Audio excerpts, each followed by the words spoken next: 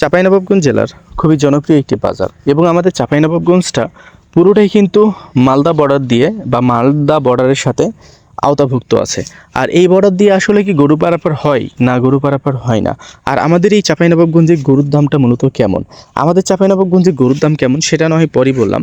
But আমাদের চাঁপাইনবাবগঞ্জে এত পরিমাণে এখনও গরু রয়ে গেছে যে গরুগুলো এখনও দেখা যাচ্ছে যে 10টা 15টা জেলাকে সাপ্লাই দেওয়ার মতো গরু কিন্তু এখনও আছে। অথচ ঈদের মাত্র আর কয়েকদিন আছে, কিন্তু এখনও আমাদের এখানে হিউজ পরিমাণ গরু রয়ে গেছে। 100%-এর মধ্যে 30% গরু সোল্ড হয়েছে, বাকি 70% গরু কিন্তু এখানে এখনও আছে। আসসালামু আলাইকুম, কেমন আছেন আমার সকল প্রাণপ্রিয় ভাই ও আমার সকল কলেজের টুকরার বন্ধুরা? আশা করছি আপনারা সকলেই ভালো আছেন। আলহামদুলিল্লাহ, আমরাও ভালো আছি আপনাদের দোয়া এবং ভালোবাসায়।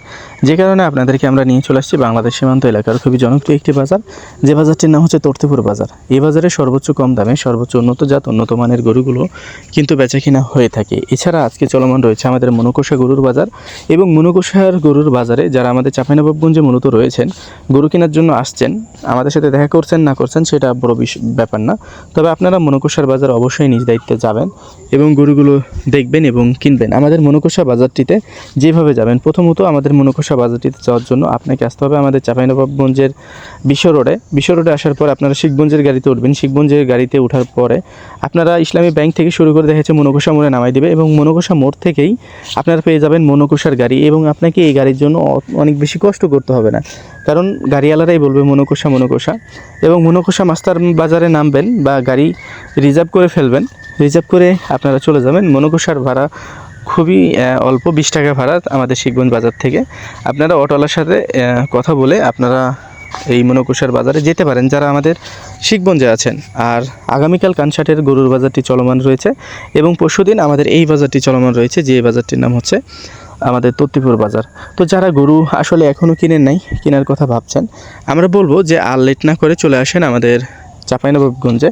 আমাদের চাঁপাইনবাবগঞ্জে কিন্তু 25 মে পর্যন্ত গরুর বাজারগুলো ভালোভাবে না, মোটামুটিভাবে চলমান থাকবে।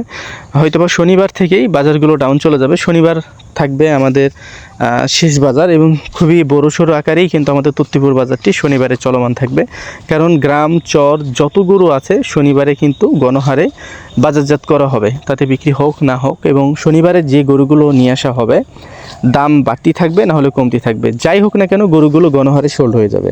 এতে দাম পাক বা না পাক গরু কেউ রাখবে না ধরে, সবগুলোই বিক্রি করে দেবে। তো চলেন এখন এই তর্তিপুর বাজারে আপনারা কীভাবে আসবেন। আমাদের এই তর্তিপুর বাজারটিও অবস্থিত রয়েছে আমাদের চাঁপাইনবাবগঞ্জ জেলার শিখগঞ্জ উপজেলায়।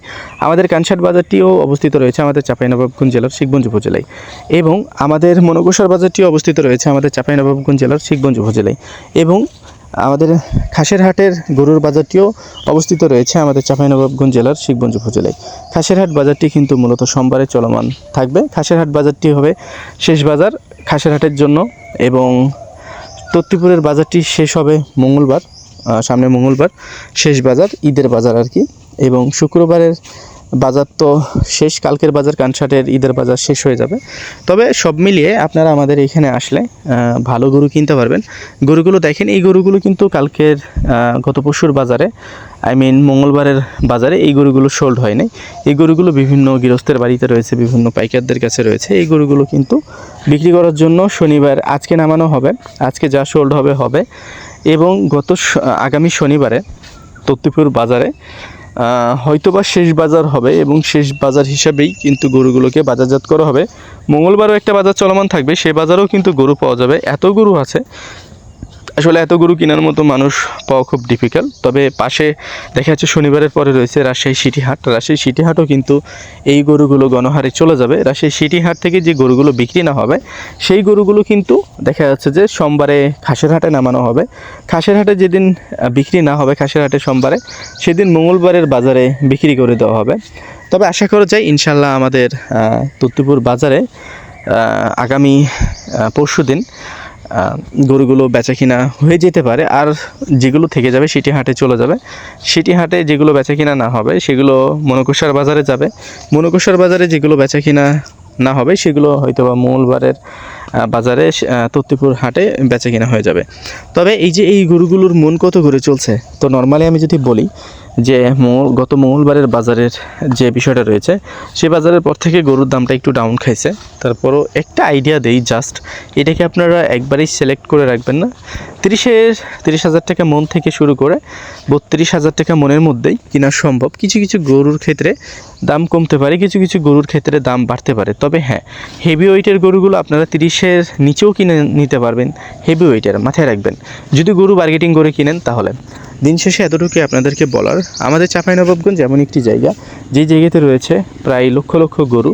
আর এই গরুগুলো কিন্তু আমাদের চাঁপাইনবাবগঞ্জেরই গরু, এবং আমাদের চাঁপাইনবাবগঞ্জেই মনে করেন আমদানি হয়, রপ্তানি হয় এই চাঁপাইনবাবগঞ্জে, অন্য কোথাও থেকে নিয়ে আসা হয় না। তো এই গরুগুলো যদি আপনি কম দামে না কিনতে পারেন, আমার কাছে মনে হয় না যে বাংলাদেশের কোনো বাজারে কিনতে পারবেন। হ্যাঁ, কিনতে পারবেন, গরু তো সব জায়গাতে আছে, গরুর মতো তো গরু আছে, সিলেটেও গরু আছে, তারপরে দিনাজপুরেও গরু আছে, বিভিন্ন জায়গাতে গরু আছে। আমাদের গরুগুলো, দিনাজপুরের গরুগুলোকে একসাথে দাঁড় করাবেন, একসাথে দাঁড় করিয়ে দেখবেন যে আমাদের চাঁপাইনবাবগঞ্জের গরুগুলো আসলে কোনো জায়গার সাথে মিশে কি না মিশে। চাঁপাইনবাবগঞ্জের গরুগুলো আসলেই আলাদা একটা মানে আর কি বাজারের মধ্যে হাইপ ক্রিয়েট করে সব সময়। কারণ এই গরুগুলো সুস্থ সবল, ভাঙার কোনো চান্স নাই, এবং এই গরুগুলো খুবই সুস্থ সবল থাকে। এখন আপনারা যদি মনে করেন যে না, এই গরুগুলো আমরা আসলেই কিনতে আসবো না, সেটা আলাদা বিষয়। আর দামের বিষয়টা হচ্ছে, এটা আসলে বাজারের উপরে ডিপেন্ডেন্ট হবে, কাস্টমার কেমন আছে, আসলে ক্রেতার চাহিদা কেমন, বিক্রেতা কেমনভাবে বিক্রি করছে।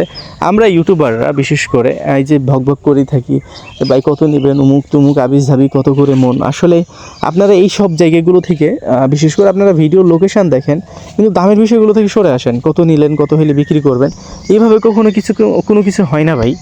এভাবে কখনো কোনো কিছু হয় না, কখনো কোনো কিছু শেখা যায় না বা জানা যায় না। আসলে যদি জানতে চান, বুঝতে চান, রিয়ালিটিতে আপনাকে আসতে হবে।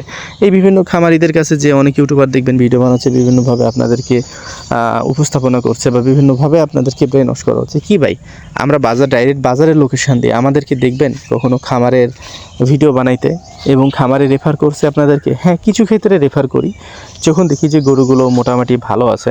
যেমন আমি মেম্বারের খামারটা রেফার করেছিলাম, তবে ওগুলো ইন্ডিয়ান বলদের জন্য। কিন্তু আমি কোনোদিন কোনো খামারে প্রমোশনের জন্য বা কোনো কিছুর জন্য আমি যাই না। এটা আপনারা বলতে পারেন হয়তো বা আমাকে কেউ ডাকে না বা আমি যাই না, এটা ভুল হবে, আমাকে অনেকেই ডাকে, কিন্তু আমি যাই না। বাজারে যাও, আমি আমার লোক রেফার করলাম, তাকে মন চাইলে তুমি ব্যবহার করতে পারো, চোর হিসাবে ব্যবহার করতে পারো, ভালো মানুষ হিসাবে ব্যবহার করতে পারো, দালাল হিসাবে ব্যবহার করতে পারো, এবং তুমি তাকে লাথি মেরে হাঁকাইয়ে দিতে পারো, কোনো সমস্যা নেই। কিন্তু বাজারের লোকেশন দিয়ে দিচ্ছি, তুমি এখন তোমার অভিরুচির মধ্যে কাজ করো। তো যাই হোক, ভালো থাকো, সুস্থ থাকো, পাশাপাশি আমাদের সাথে থাকো, এতটুকুই বলবো।